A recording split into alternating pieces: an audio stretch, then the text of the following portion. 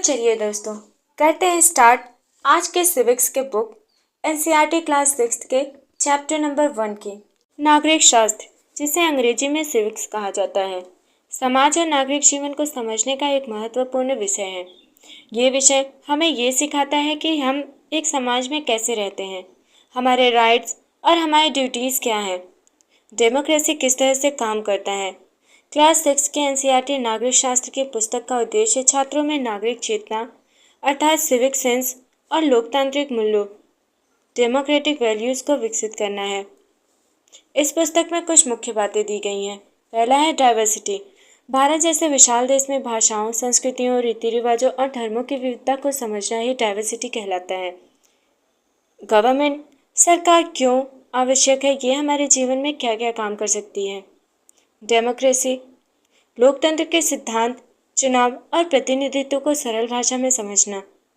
Right and equality, सभी नागरिकों के समान अधिकार और अवसरों की चर्चा। लॉ एंड जस्टिस, समाज में नियम और कानून क्यों जरूरी है और उनका पालन कैसे किया जाता है। कॉन्स्टिट्यूशन, भारतीय संविधान का महत्व और ये कैसे हमारे जीवन को दिशा देती है। मोस्ट इम्पॉर्टेंट बात, हमें नागरिक शास्त्र क्यों पढ़ना चाहिए।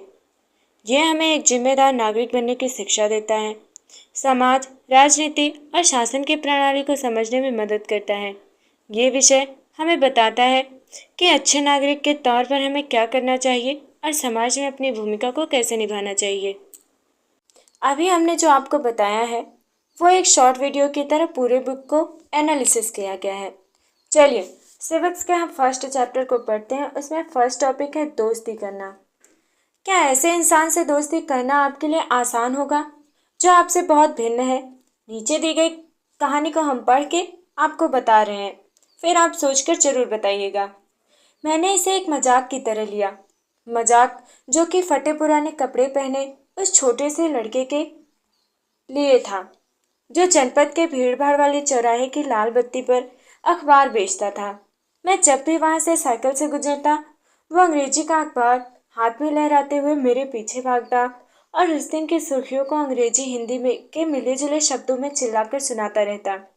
इस बार मैं पटरी के सहारे रुका और मैंने उससे हिंदी का अखबार मांगा। उसका मुंह खुला का खुला रह गया। उसने पूछा, मतलब आपको हिंदी में आती है? आपको हिंदी आती है? बिल्कुल, मैंने अखबार के पैसे देते हुए कहा। क्यों, तुमने क्या सोचा? वो रुका। पर आप लगते तो बड़े अंग्रेज हैं। वो बोला, मतलब कि आप हिंदी भी पढ़ सकते हैं? हाँ, बिल्कुल पढ़ सकता हूँ।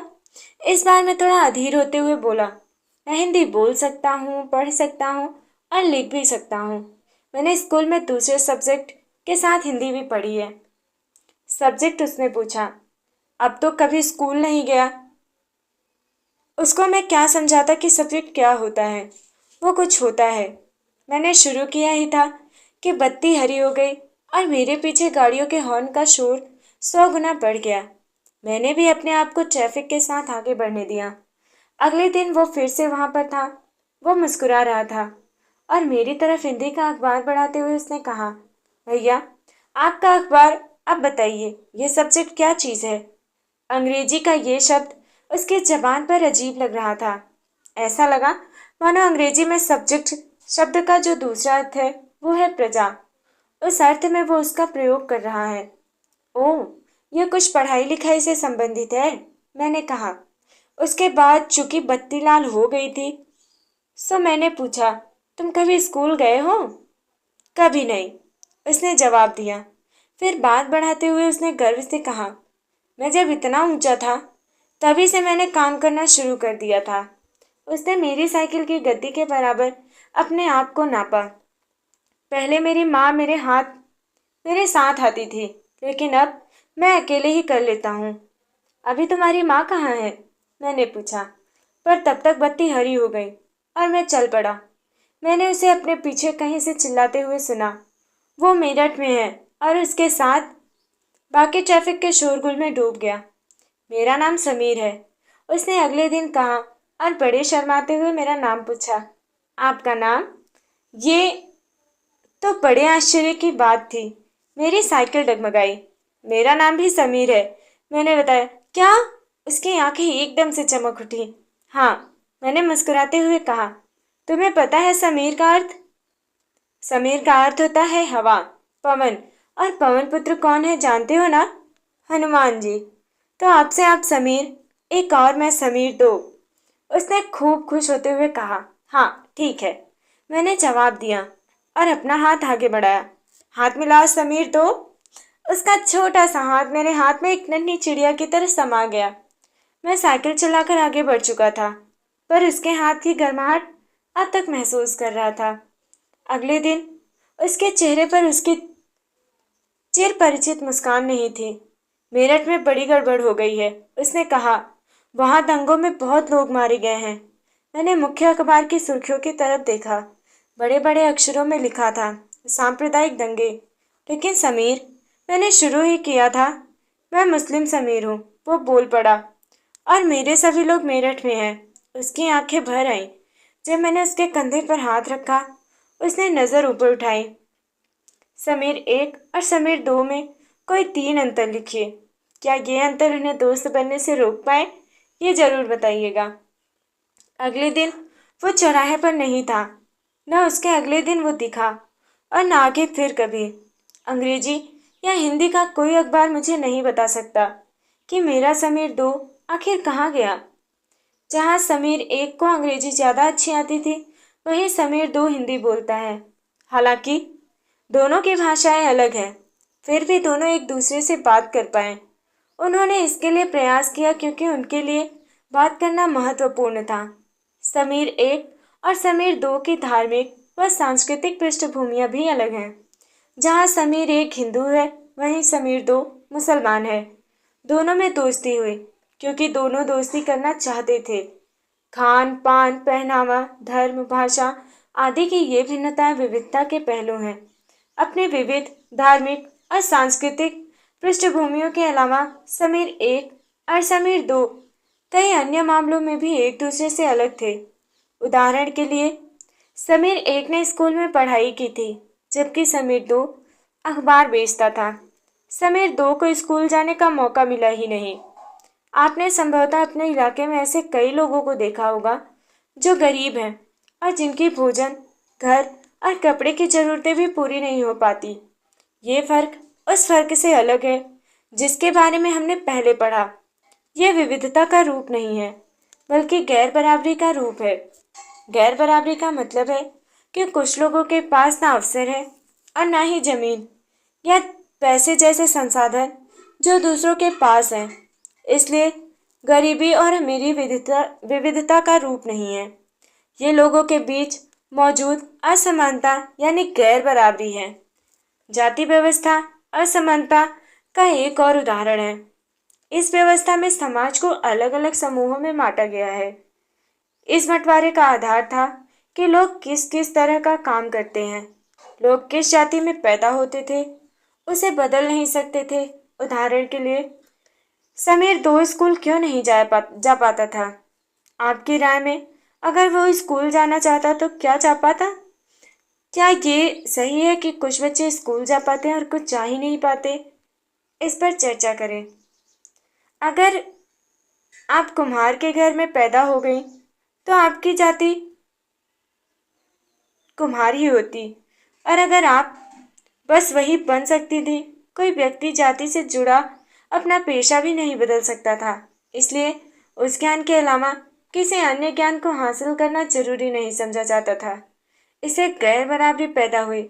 आप इस बारे में अगले पाठों में पढ़ेंगे। हम देख लेते हैं विविधता हमारे जीवन को कैसे समृद्ध करती है। जैसे समीर एक और समीर दो दोस्त बने, ठीक वैसे ही आपकी भी सहेलियां होंगी जो आपसे बहुत अलग होंगी। आपने शायद उनके घर में अलग तरह का खाना खाया होगा, उनके साथ अलग त्योहार मनाए होंगे, उनके कपड़े पहनकर देखे होंगे और थोड़ी बहुत उनकी भाषा भी सीखी होगी। आपको शायद तरह तरह के जानवरों, रानियों, साहसिक घटनाओं या भूतों की कहानियां पसंद होंगी। संभव है कि आपको खुद कहानी बनाना भी पसंद होगा। एक अच्छी कहानी पढ़ने में हमेशा खुशी मिलती है। उसको पढ़कर और ज़्यादा कहानियां बनाने के लिए नए नए विचार मिलते हैं। जो लोग कहानियां लिखते हैं वे विभिन्न स्रोतों, किताबों वास्तविक जीवन और कल्पना से प्रेरणा लेते हैं। कुछ लोग जंगल में जानवरों के नजदीक रहे और उन्होंने जानवरों की दोस्ती व लड़ाइयों के बारे में कहानियां लिखी। कुछ अन्य लोगों ने राजा रानियों के वृतांत पढ़कर प्यार और सम्मान के किस्से लिखे। कुछ ने अपने बचपन की यादों में गोते लगाए। स्कूल और दोस्तों की मधुर यादों से निकालकर कुछ साहस की कहानियां लिखी। कल्पना कीजिए कि जिनकी कहानियां आपने सुनी या पढ़ी है, उन सभी कहानीकारों या कहानी सुनाने वालों को ऐसी जगह पर रहना पड़े जहां लोग केवल दो ही रंग के कपड़े पहनते हो, लाल एवं सफेद, एक तरह का खाना खाते हो, शायद केवल आलू, समान रूप से केवल दो पशु पक्षी को पालते हो, उदाहरण के लिए हिरन और कौवा, और केवल सांप सीढ़ी खेल से अपना मनोरंजन करते हो। ऐसी जगह रहकर वे कैसी कहानियां लिख पाएंगे। चलिए अब हम देख लेते हैं भारत में विविधता। भारत विविधताओं का देश है। हम विभिन्न भाषाएं बोलते हैं, विभिन्न प्रकार का खाने खाते हैं, अलग अलग त्योहार मनाते हैं, भिन्न भिन्न धर्मों का पालन करते हैं। लेकिन गहराई से सोचें तो वास्तव में हम एक ही तरह की चीजें करते हैं, केवल हमारे करने के तरीके अलग हैं। हम विविधता को कैसे समझें? करीब 200 वर्ष पहले जब रेल, हवाई जहाज, बस और कार हमारे जीवन का हिस्सा नहीं थे, तब भी लोग संसार के एक भाग से दूसरे भाग की यात्रा करते थे। वे पानी के जहाज में घोड़ों या ऊंट पर बैठकर जाते या फिर पैदल चलकर। अक्सर ये यात्राएं खेती और बसने के लिए नई जमीन की तलाश में या फिर व्यापार के लिए की जाती थी। चूंकि यात्रा में बहुत समय लगता था, इसलिए लोग नई जगह पर अक्सर काफी लंबे समय तक ठहर जाते थे। इसके अलावा सूखे और अकाल के कारण भी कई बार लोग अपना घर बार छोड़ देते थे। उन्हें जब पेट भर खाना तक नहीं मिलता था, तो वे नई जगह जाकर बस जाते थे। कुछ लोग काम की तलाश में और कुछ युद्ध के कारण घर छोड़ देते थे। लोग जब नई जगह में बसना शुरू करते थे, तो उनके रहन सहन में थोड़ा बदलाव आ जाता था। कुछ चीजें वे नई जगह की अपना लेते थे और कुछ चीजों में वे पुराने ढर्रे पर ही चलते रहते थे। इस तरह उनकी भाषा, भोजन, संगीत, धर्म आदि में नए और पुराने का मिश्रण होता रहता था। उनकी संस्कृति और नई जगह की संस्कृति में आदान प्रदान होता और धीरे धीरे एक मिश्रित यानी मिलीजुली संस्कृति उभरती। अगर अलग अलग क्षेत्रों का इतिहास देखें तो हमें पता चलेगा कि किस तरह विभिन्न सांस्कृतिक प्रभावों ने वहाँ के जीवन और संस्कृति को आकार देने में योगदान किया है। इस तरह से कई क्षेत्र अपने विशिष्ट इतिहास के कारण विविधता संपन्न हो जाते थे। ठीक इसी प्रकार लोग अलग अलग तरह की भौगोलिक स्थितियों से किस प्रकार सामंजस्य बैठाते हैं, उससे भी विविधता उत्पन्न होती है। उदाहरण के लिए समुद्र के पास रहने में और पहाड़ी इलाकों में रहने में बड़ा फर्क है। न केवल वहाँ के लोगों के कपड़ों और खान पान की आदतों में फर्क होगा, बल्कि जिस तरह का काम वे करेंगे वे भी अलग होंगे। शहरों में अक्सर लोग ये भूल जाते हैं कि उनका जीवन उनके भौतिक वातावरण में किस तरह गहराई से जुड़ा हुआ है। ऐसा इसलिए कि शहरों में लोग विरले ही अपनी सब्जी या अनाज उगाते हैं।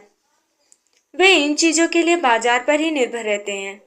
आइए भारत के दो भागों लद्दाख और केरल के उदाहरण के जरिए ये समझने की कोशिश करें कि किसी क्षेत्र की विविधता पर उसके ऐतिहासिक और भौगोलिक कारकों का क्या असर पड़ता है।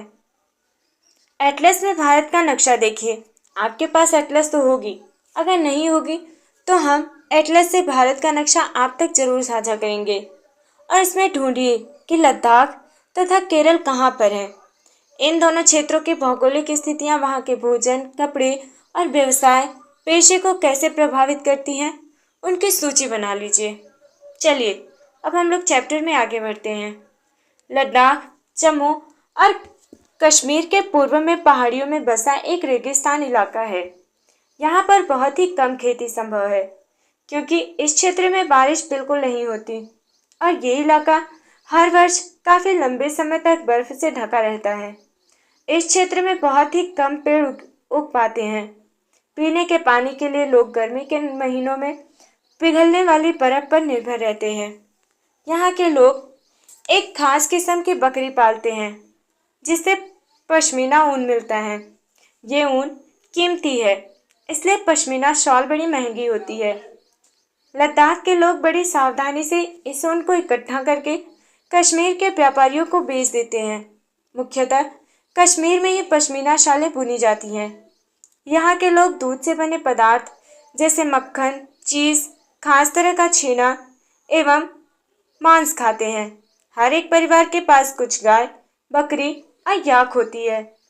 रेगिस्तान होने का ये मतलब नहीं कि व्यापारी यहाँ आने के लिए आकर्षित नहीं हुए।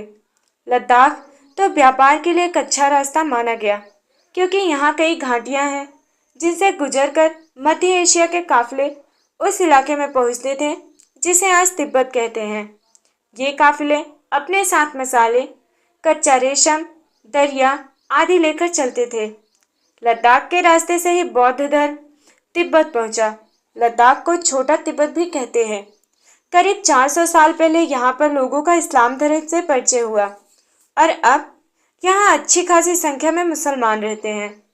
लद्दाख में गानों और कविताओं का बहुत ही समृद्ध मौखिक संग्रह है। तिब्बत का ग्रंथ केसर सागा लद्दाख में काफी प्रचलित है। उसके स्थानीय रूप को मुसलमान और बौद्ध दोनों ही लोग गाते हैं और फिर उस पर नाटक खेलते हैं। केरल भारत के दक्षिणी पश्चिमी कोने में बसा हुआ राज्य है।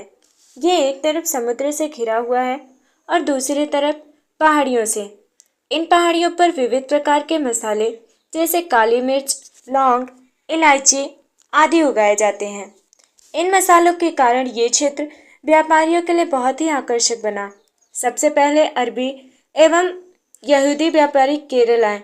ऐसा माना जाता है कि ईसा मसीह के धर्मदूत संत थॉमस लगभग 2000 साल पहले यहाँ आए। भारत में ईसाई धर्म लाने का श्रेय उन्हीं को जाता है। अरब के कई व्यापारी यहाँ आकर बस गए। इब्न बतूता ने, जो करीब 700 साल पहले यहाँ आए, अपने यात्रा वृतांत में मुसलमानों के जीवन का विवरण देते हुए लिखा है कि मुसलमान समुदाय की यहाँ बड़ी इज्जत थी। वास्को डिगामा पानी के जहाज से यहाँ पहुँचे तो पुर्तगालियों ने यूरोप से भारत तक का समुद्री रास्ता जाना। इन सभी ऐतिहासिक प्रभावों के कारण केरल के लोग विभिन्न धर्मों का पालन करते हैं, जिनमें यहूदी, इस्लाम, ईसाई, हिंदू एवं बौद्ध धर्म शामिल हैं। चीन के व्यापारी भी केरल आए। यहाँ पर मछली पकड़ने के लिए जो जाल इस्तेमाल किए जाते हैं वे चीनी जालों से हूबहू मिलते हैं और उन्हें चीना वाला कहते हैं। तलने के लिए जो लोग बर्तन इस्तेमाल करते हैं उसे चीना चट्टी कहते हैं। इसमें चीन शब्द इस बात की ओर इशारा करता है कि उसकी उत्पत्ति कहाँ हुई होगी। केरल की उपजाऊ जमीन और जलवायु चावल की खेती के लिए बहुत उपयुक्त है और वहाँ के अधिकतर लोग मछली, सब्जी और चावल खाते हैं। जहाँ केरल और लद्दाख की भौगोलिक स्थितियाँ एक दूसरे से बिल्कुल अलग है, वहीं हम ये भी देखते हैं कि दोनों क्षेत्रों के इतिहास में एक ही प्रकार के सांस्कृतिक प्रभाव हैं। दोनों की क्षेत्रों को चीन और अरब के आने वाले व्यापारियों ने प्रभावित किया। जहाँ केरल की भौगोलिक स्थिति ने मसालों की खेती संभव बनाई, वहीं लद्दाख की विशेष भौगोलिक स्थिति और उनके व्यापारियों को अपनी ओर खींचा। इस तरह पता चलता है कि किसी भी क्षेत्र के सांस्कृतिक जीवन का उसके इतिहास और भूगोल से प्रायः गहरा रिश्ता होता है। विविध संस्कृतियों का प्रभाव केवल बीते हुए कल की बात नहीं है। हमारे वर्तमान जीवन का आधारिक काम के लिए एक जगह से दूसरी जगह जाना है। हर एक कदम के साथ हमारे सांस्कृतिक रीति रिवाज और जीने का तरीका धीरे धीरे उस नए क्षेत्र का हिस्सा बन जाते हैं जहां हम पहुंचते हैं। ठीक इसी तरह अपने पड़ोस में हम अलग अलग समुदायों के लोगों के साथ रहते हैं। अपने रोजमर्रा के जीवन में हम मिलजुल कर काम करते हैं और एक दूसरे के रीति रिवाज और परंपराओं में घुल मिल जाते हैं। विविधता में एकता।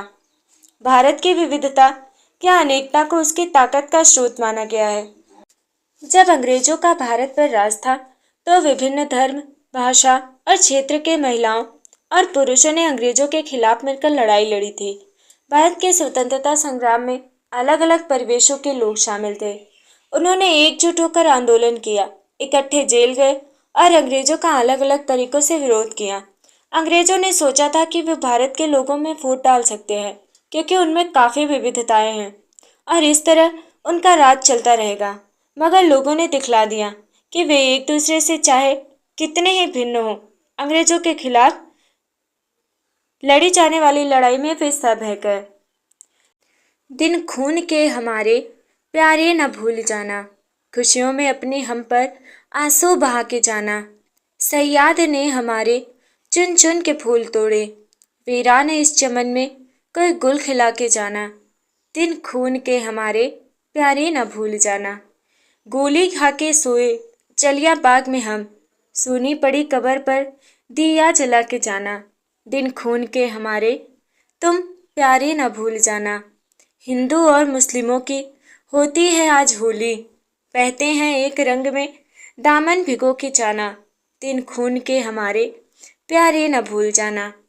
कुछ जेल में पड़े हैं, कुछ कब्र में गड़े हैं, दो बूंद आंसू उन पर प्यारे बहा के जाना। दिन खून के हमारे प्यारे न भूल जाना। ये कविता भारतीय जन नाट्य संघ इप्टा द्वारा लिखी गई है। ये गीत अमृतसर में हुए जलियांवाला बाग हत्याकांड के बाद गाया जाता था। इस हत्याकांड में एक ब्रिटिश जनरल ने उन शांतिप्रिय निहत्थे लोगों पर खुलेआम गोलियां चलवा दी थी जो बाग में इकट्ठे होकर सभा कर रहे थे।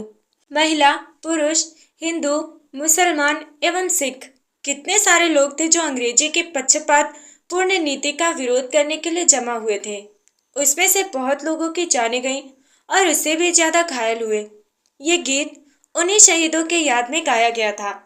स्वतंत्रता संग्राम के दौरान उभरे गीत और चिन्ह विविधता के प्रति हमारा विश्वास बनाए रखते हैं। क्या आप भारतीय झंडे की कहानी जानते हैं? अगर आप जानते हैं तो अच्छी बात है, और अगर नहीं जानते हैं तो चलिए हम जानते हैं अपने तिरंगे झंडे की कहानी। स्वतंत्रता संग्राम के दौरान ही भारत के झंडे की परिकल्पना की गई थी।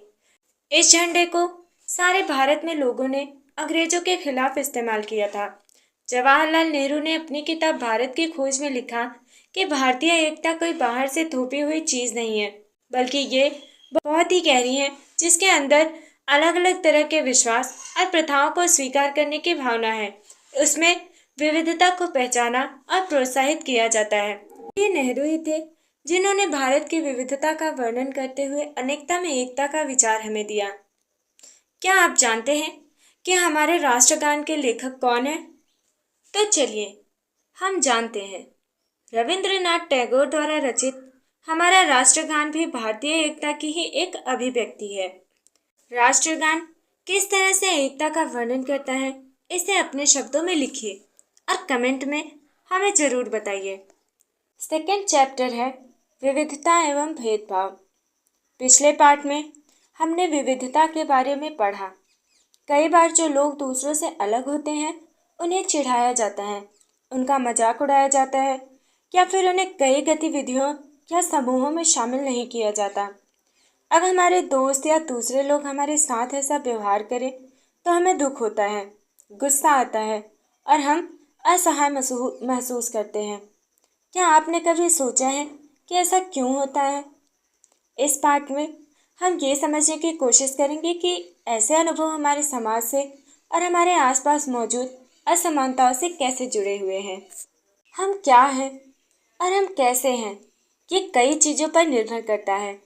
हम कैसे रहते हैं, कौन सी भाषाएं बोलते हैं, क्या खाते हैं, क्या पहनते हैं, कौन से खेल खेलते हैं और कौन से उत्सव मनाते हैं, इन सब पर हमारे रहने की जगह के भूगोल और इसके इतिहास का असर पड़ता है।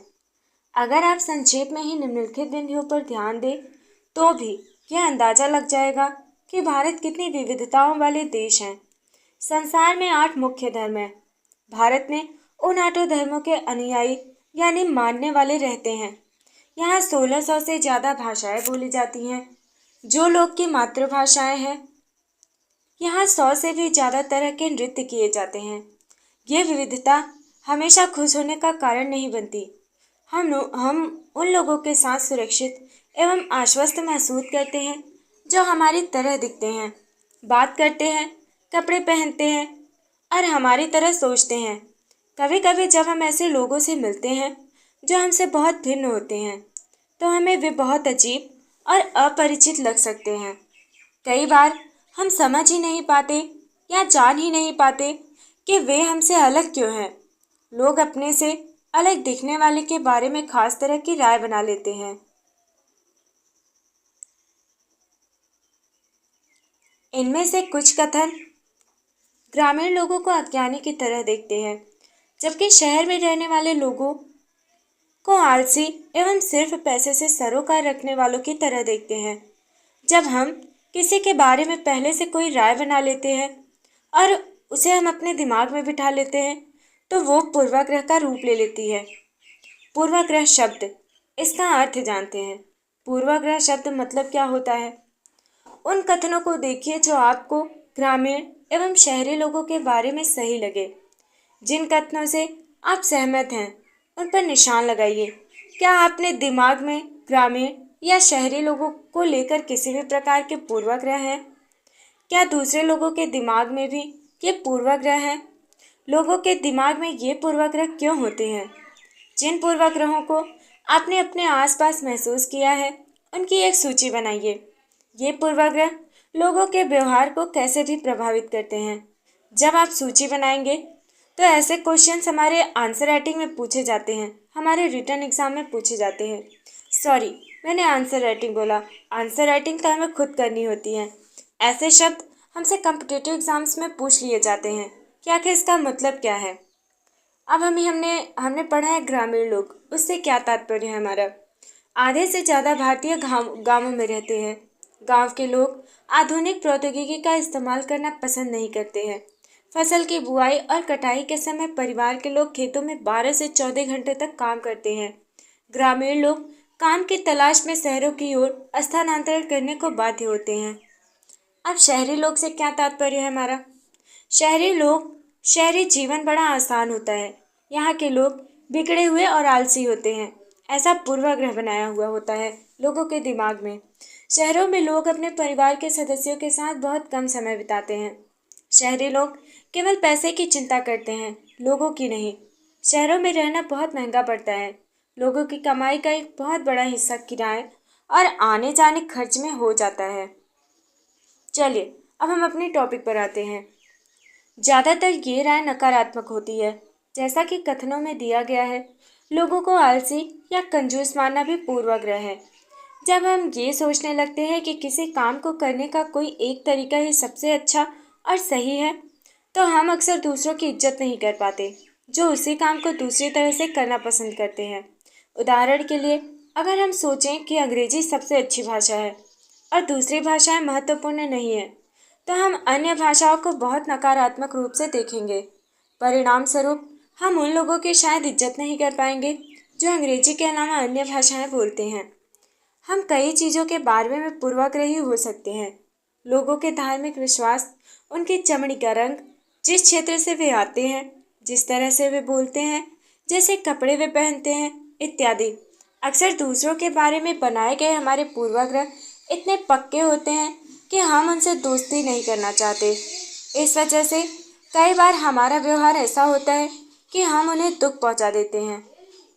लड़के और लड़की में भेदभाव। समाज में लड़के और लड़कियों में कई तरह के भेदभाव किया जाता है। हम सभी इस भेदभाव से परिचित हैं। एक लड़का या लड़की होने का अर्थ क्या होता है? आप में से कई लोग कहेंगे कि हम लड़के या लड़की की तरह जन्म लेते हैं। ये तो ऐसे ही होता है, इसमें सोचने वाली क्या बात है? आइए देखें कि सच्चाई है क्या। लोग तरह तरह की बातें करते हैं, जैसे मैं लंगड़ाता हूँ, मेरी बोली लड़खड़ाती है। इसके अलावा और भी बहुत कुछ। कभी मैं उदास हो जाता हूँ तो कभी दुखी। लोग मेरा मजाक उड़ाते हैं कि ये नई बात नहीं है। अगर तुम मेरी जगह होते तो क्या करते? तुम दूसरों से कितनी अलग दिखती हो। मैं एक इंसान हूँ, मुझे शर्म आती है। घूरती आंखों से मैं छिप जाना चाहती हूँ। क्या उसका दिमाग सही है? सिर्फ इसलिए कि मेरी टांगें डगमगाती हैं, लोग सोचते हैं कि मेरा दिमाग भी डगमगाता है। इस तरह के सवाल लड़के और लड़कियों, विकलांगताओं को ऐसे कई सारी बातें की जाती हैं। ऐसे कई बच्चे हैं जो चलने फिरने में असमर्थ हैं। उन्हें पहले विकलांग कहा जाता था। इस शब्द को बदलकर आज उनके लिए जो शब्द प्रयोग किए जाते हैं वह है खास जरूरतों वाले बच्चे। उनके बारे में लोगों के पूर्वाग्रहों को यहाँ बड़े अक्षरों में दिया गया है, जो कि अभी हमने आपको पढ़ के सुनाया है। साथ में उनकी अपनी भावनाएं और विचार भी बताए गए हैं। जब लोग उनके ऊपर तंज कसते हैं तो वह कैसा सोचते हैं, ये चीजें लिखी गई हैं। ये बच्चे अपने से जुड़ी रूढ़िबद्ध धाराओं में के बारे में क्या कह रहे हैं और क्यों, इस पर चर्चा कीजिए आप। और ये सोचिए, ऐसे बच्चों के लिए हम लोग क्या कर सकते हैं। आपकी राय में क्या खास जरूरतों वाले बच्चों को सामान्य स्कूल में पढ़ना चाहिए या उनके लिए अलग स्कूल होने चाहिए? अपने जवाब के पक्ष में तर्क दीजिए। कमेंट में एक वोटर के तौर पर आप सभी वोट कीजिए। अगर हम इस कथन को ले कि वे रोते नहीं, तो आप देखेंगे कि ये गुण आमतौर पर लड़कों या पुरुषों के साथ जोड़ा जाता है। बचपन में जब लड़कों को गिर जाने पर चोट लग जाती है तो माता पिता एवं परिवार के अन्य सदस्य अक्सर ये कहकर चुप कराते हैं कि रो मत, तुम तो लड़के हो, लड़के बहादुर होते हैं, रोते नहीं हैं। जैसे जैसे बच्चे बड़े होते जाते हैं वे ये विश्वास करने लगते हैं कि लड़के तो रोते ही नहीं हैं, मैं कैसे रो सकता हूँ। यहाँ तक कि अगर किसी लड़के को रोना है तो वह अपने आप को रोक लेता है। लड़का ये मानता है कि रोना कमजोरी की निशानी होती है। हालांकि लड़कों और लड़कियों दोनों का कभी रोने का मन करता है, खासकर जब उन्हें गुस्सा आए या दर्द हो। लेकिन बड़े होने तक लड़के सीख जाते हैं या अपने को सिखा लेते हैं कि रोना नहीं है। अगर एक बड़ा लड़का रोए तो उसे लगता है कि दूसरे उसे चिढ़ाएंगे या उसका मजाक बनाएंगे, इसलिए वह दूसरों के सामने रोने से अपने आप को रोक लेता है। हम लगातार ये सुनते रहते हैं कि लड़के ऐसे होते हैं और लड़कियां ऐसी होती हैं। समाज की इन मान्यताओं को हम बिना सोचे समझे मान लेते हैं। हम विश्वास कर लेते हैं कि हमारा व्यवहार इनके अनुसार ही होना चाहिए।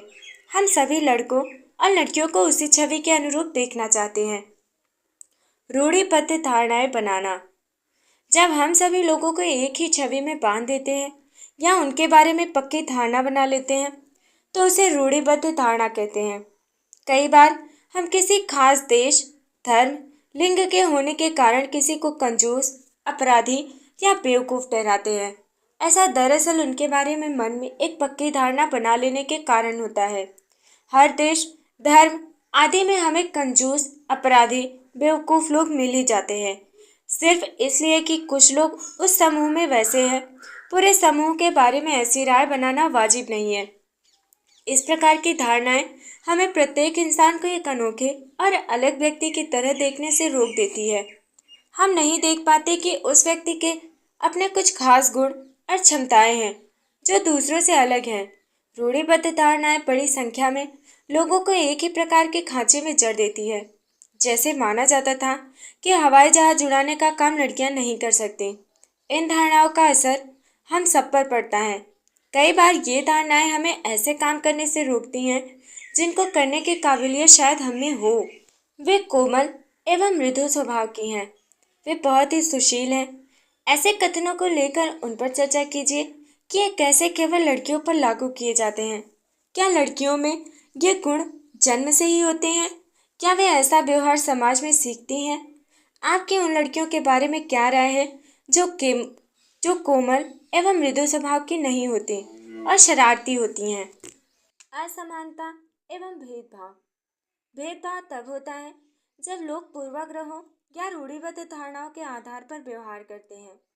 अगर आप लोगों को नीचा दिखाने के लिए कुछ करते हैं, अगर आप उन्हें कुछ गतिविधियों में भाग लेने से रोकते हैं, किसी खास नौकरी को करने से रोकते हैं या किसी मोहल्ले में रहने नहीं देते हैं, एक ही कुएं या हैंडपंप से पानी नहीं लेने देते और दूसरों द्वारा इस्तेमाल किए गए कप या ग्लास में चाय नहीं पीने देते, तो इसका मतलब है कि आप उनके साथ भेदभाव कर रहे हैं।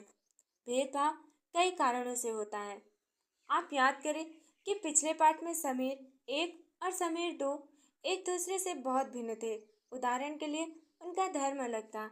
ये विविधता का एक पहलू है, पर यह भेदभाव का कारण भी बन सकता है। ऐसा तब होता है जब लोग अपने से भिन्न प्रथाओं और रिवाजों को निम्न कोटि का मानते हैं। दोनों समीरों में एक और अंतर उनकी आर्थिक पृष्ठभूमि का था। समीर दो गरीब विविधता का पहलू नहीं है। ये तो असमानता है। बहुत लोगों के पास अपने खाने, कपड़े और घर की मूल जरूरतों को पूरा करने के लिए साधन और पैसे नहीं होते हैं। दफ्तरों, अस्पतालों, स्कूलों आदि में उनके साथ भेदभाव किया जाता है। कुछ लोगों को विविधता और असमानता पर आधारित दोनों ही तरह के भेदभाव का सामना करना पड़ता है। एक तो इस कारण कि वे उस समुदाय के सदस्य हैं जिनकी संस्कृति को मूल्यवान नहीं माना जाता है। ऊपर से यदि वे गरीब हैं और उनके पास अपनी जरूरतों को पूरा करने के साधन नहीं है, तो इस आधार पर भी वे भेदभाव किया जाता है। ऐसे दोहरे भेदभाव का सामना कई जनजातीय लोगों, धार्मिक समूहों और खास क्षेत्र के लोगों को करना पड़ता है। दलित वो शब्द है जो नीची कही जाने वाली जाति के लोग अपनी पहचान के रूप में इस्तेमाल करते हैं। वे इस शब्द को अछूत से ज़्यादा पसंद करते हैं। दलित का मतलब है जिन्हें दबाया गया, कुचला गया। दलितों के अनुसार ये शब्द दर्शाता है कि कैसे सामाजिक पूर्वाग्रहों और भेदभाव ने दलित लोगों को दबा कर रखा है। सरकार ऐसे लोगों को अनुसूचित जाति के वर्ग में रखती है। रूढ़िबद्ध धारणाओं एवं भेदभाव में क्या अंतर है? आपके अनुसार जिस व्यक्ति के साथ भेदभाव होता है उसे कैसा महसूस होता है? आप इस चीज़ का एक नोट्स बनाएं। ऐसे क्वेश्चंस या तो हमारे प्री में पूछे जाते हैं या मेंस या इंटरव्यू में पूछे ही जाते हैं। इन तीनों में से किसी न किसी एग्जाम में पूछे ही जाते हैं। इसलिए अगर आप अलग से नोट्स बनाते हैं, अपने विचार लिखते हैं, तो इसमें आपको सुधारने का मौका मिलेगा और जब आप सुधार लेंगे तो वो आप अपने दिमाग में वापस से फीड कर सकते हैं। चलिए अब हम आगे चलते हैं। भारत के एक महान नेता डॉक्टर भीमराव अंबेडकर ने जाति व्यवस्था पर आधारित भेदभाव के अपने अनुभवों के बारे में लिखा है।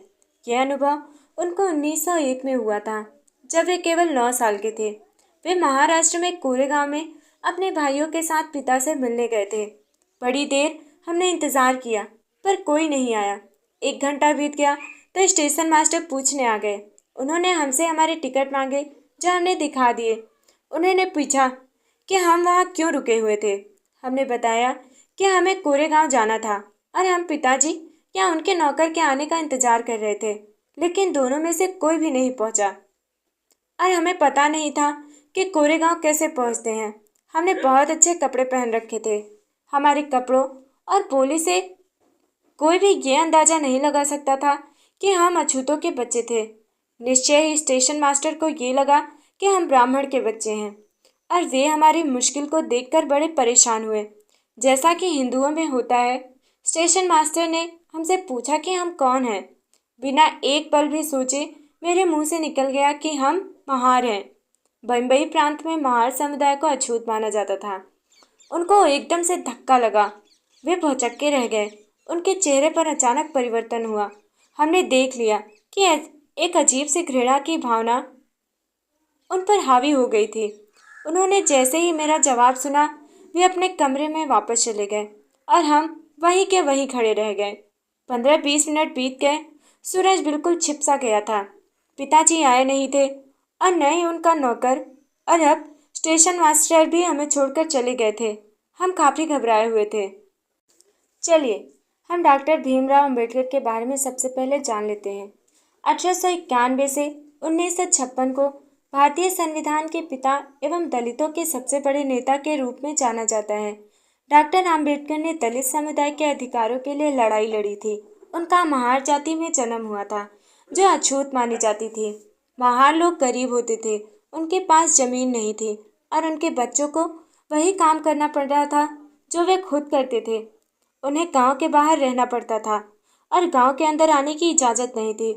अंबेडकर अपनी जाति के पहले व्यक्ति थे जिसने अपनी कॉलेज की पढ़ाई पूरी की और वकील बनने के लिए इंग्लैंड गए। उन्होंने दलितों को अपने बच्चों को स्कूल कॉलेज भेजने के लिए प्रोत्साहित किया। दलितों से अलग अलग तरह की सरकारी नौकरी करने को कहा ताकि वे जाति व्यवस्था से बाहर निकल पाएं। दलितों के मंदिर में प्रवेश के लिए जो कई प्रयास किए जा रहे थे, उनका अंबेडकर ने नेतृत्व किया।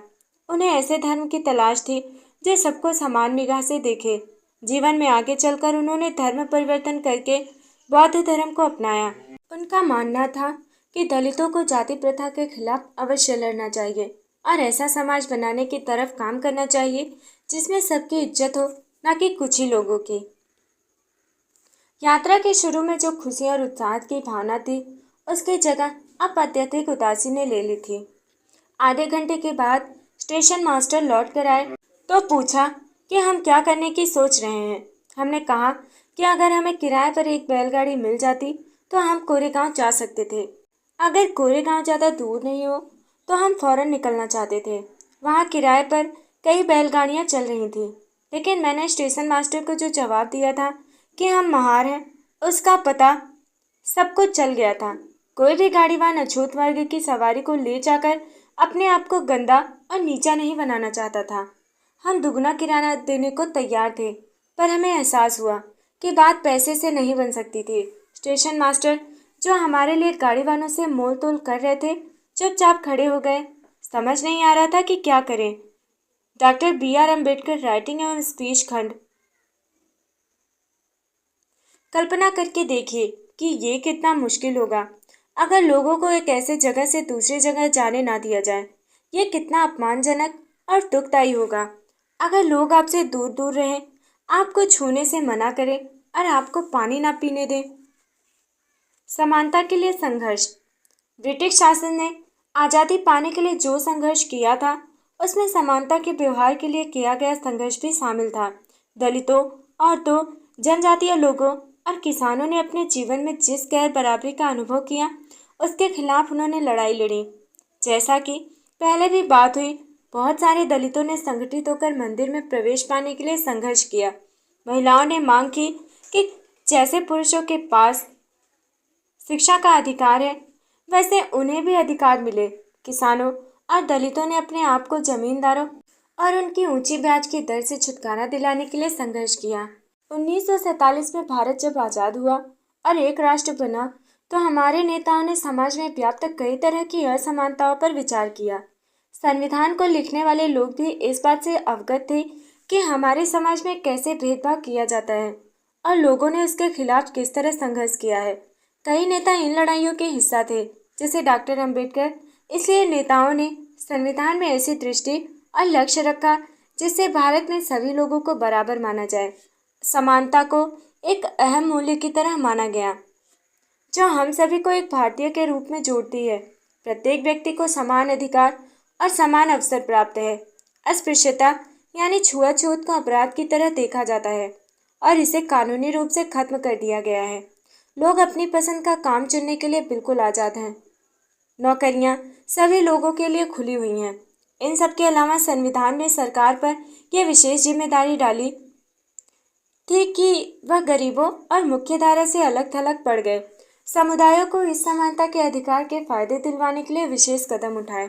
संविधान के लेखकों ने यह भी कहा कि विविधता की इज्जत करना, उसे मूल्यवान मानना, समानता सुनिश्चित करने में बहुत ही महत्वपूर्ण कारक है। उन्होंने ये महसूस किया कि लोगों को अपने धर्म का पालन करने, अपनी भाषा बोलने, अपने त्योहार मनाने और अपने आप को खुले रूप से अभिव्यक्त करने की आज़ादी होनी चाहिए। उन्होंने कहा कि कोई एक भाषा, धर्म या त्योहार सबके लिए अनिवार्य नहीं बनना चाहिए। उन्होंने जोर दिया कि सरकार सभी धर्मों को बराबर मानेगी। इसलिए भारत एक धर्मनिरपेक्ष देश है, जहाँ लोग बिना भेदभाव के अपने धर्म का पालन करते हैं। इसे हमारी एकता के महत्वपूर्ण कारक के रूप में देखा जाता है कि हम इकट्ठे रहते हैं और एक दूसरे की इज्जत करते हैं। हालांकि हमारे संविधान में इन विचारों पर जोर दिया गया है, पर यह पाठ इसी बात को उठाता है कि असमानता आज भी मौजूद है। समानता वो मूल्य है जिसके लिए हमें निरंतर संघर्ष करते रहना होगा। भारतीयों के लिए समानता का मूल्य वास्तविक जीवन का हिस्सा बने, सच्चाई बने, इसके लिए लोगों के संघर्ष, उनके आंदोलन और सरकार द्वारा उठाए जाने वाले कदम बहुत जरूरी हैं।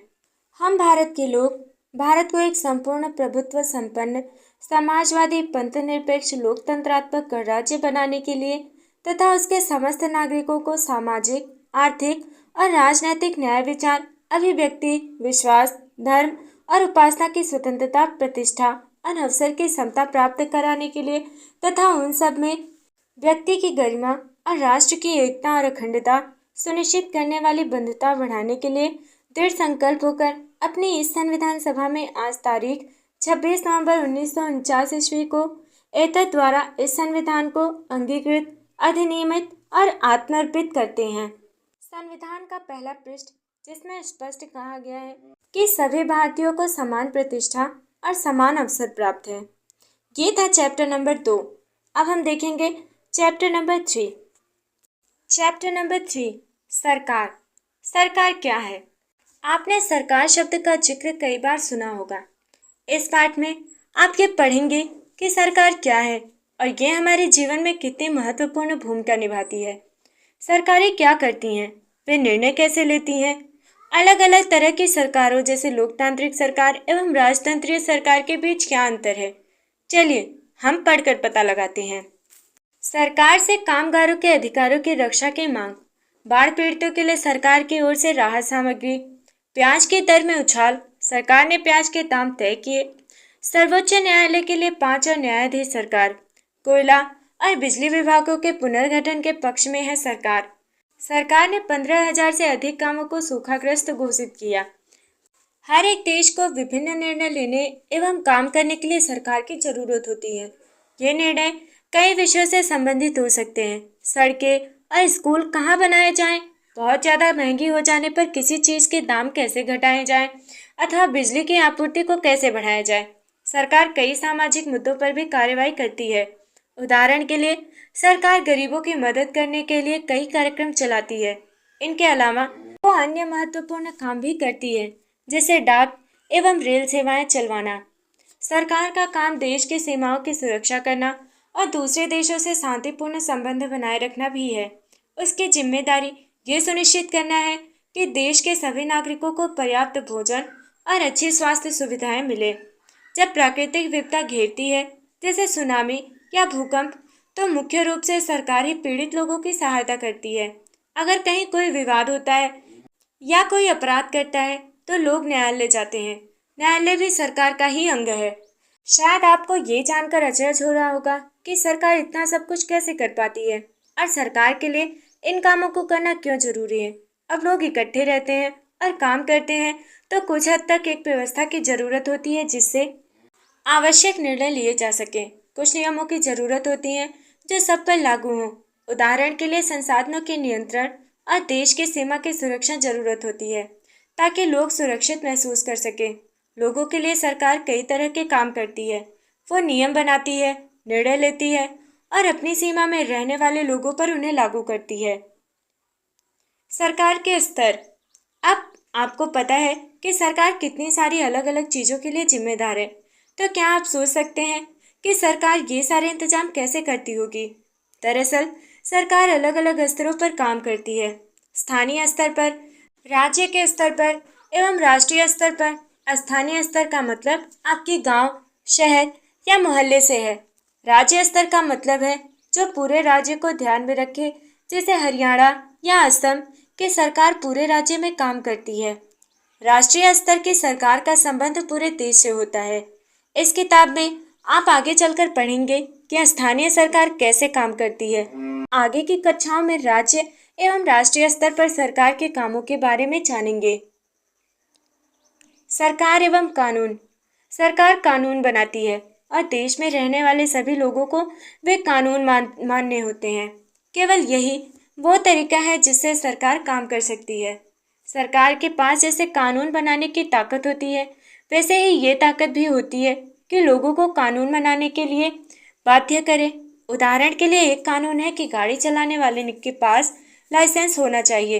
अगर कोई लाइसेंस के बिना गाड़ी चलाते हुए पकड़ा जाए तो उसे जेल की सजा काटनी पड़ती है या जुर्माना भरना पड़ता है। किसी दूसरे कानून को लेकर ये विचार कीजिए कि लोगों के लिए उसे मानना क्यों जरूरी है। यह आपके लिए क्वेश्चन था। सरकार जो कार्यवाही कर सकती है उसके अलावा अगर लोगों को लगे कि किसी कानून का ढंग से पालन नहीं हो रहा है तो वे भी कुछ कदम उठा सकते हैं। उदाहरण के लिए अगर किसी व्यक्ति को ये लगे कि उसको उसके धर्म या जाति के कारण किसी नौकरी में नहीं लिया गया तो वह न्यायालय जा सकता है और ये दावा कर सकता है कि कानून का पालन नहीं हो रहा है। जब न्यायालय आदेश देगा कि क्या कदम उठाने की जरूरत है। सरकार के प्रकार। सरकार को निर्णय लेने और कानूनों का पालन करवाने यानी उन्हें बाध्य बनाने की शक्ति कौन देता है? इस प्रश्न का उत्तर इस बात पर निर्भर करता है कि उस देश में कैसी सरकार है। लोकतंत्र में तो लोग ही सरकार को ये शक्ति देते हैं। लोग ऐसा चुनाव के माध्यम से करते हैं।